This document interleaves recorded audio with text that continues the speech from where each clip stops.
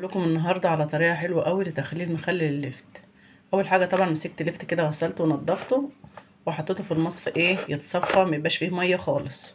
ودايما لما تجيب اللفتات تجيب اللفتايه الطازه الطريه الحلوه. طبعا انا بحب اعمل العيدان لان عيالي بيحبوا العيدان، بيبقى طعمها حلو قوي في التخليل.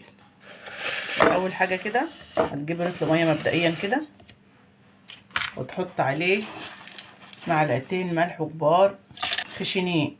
الملح الخشن بيبقى حلو في التخليل. لو انت بتحبيه مالح شويه زي ما احنا بنحبوه حط معلقتين ونص. وبعد كده حط حته بنجريه بس كده علشان تديله لون. لو انت مستعجله عليه هتحط معلقتين خل، مش مستعجله ما تحطيش خل. طبعا والسر بتاعنا اللي بيخلي المخلل مقرمش معانا ويحتفظ بلونه وطعمه فتره طويله، معلقه السكر. لو بتحبيه حراق شويه هتضيفي له برده ربع معلقه شطه.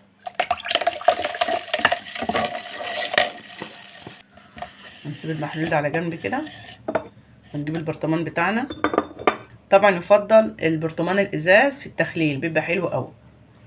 طبعا غسلاه ومنضفاه ومعقماه خالص، هو ناشف مفيش اي حاجه. هبدا الاول كده احطه في قرطيته قرن شطه حراق.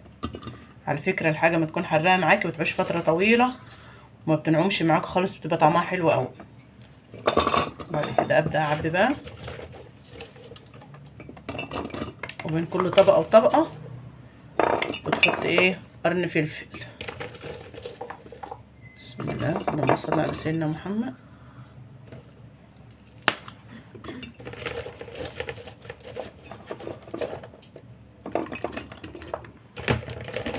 بعد كده تنزلوا المحلول بتاعي عشان البنجر بس ما يبقاش فوق، لان لو حطيت الميه فوق البنجر هيبقى فوق، فاحنا عايزين البنجر يبقى في النص. هتحط بقى، سبحان الله العظيم، يا دوب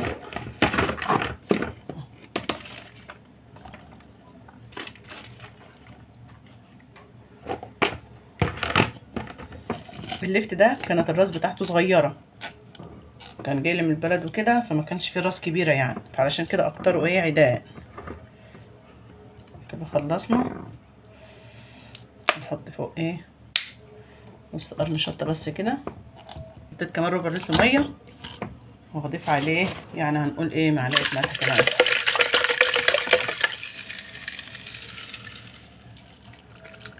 والله مش هيجي. شويه الملح دول كده فوق.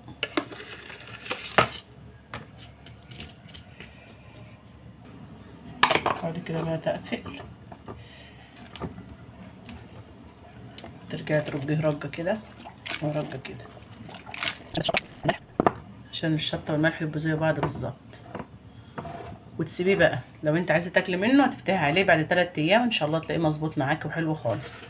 عايزه بقى تسيبيه رمضان، تسيبيه شهرين، تسيبيه 3، هيفضل عايش معاكي بالقرمشه واللون والطعم باذن الله، مفيش تغيير خالص. وكده خلصنا مخلل لفتي يا حبايبي. يا رب يكون الفيديو عجبكم واستفدتوا منه. اتمنى اذا كان الفيديو عجبكم ما تنسوش تدعموني باللايك والشير والاشتراك بالقناه. مع السلامه.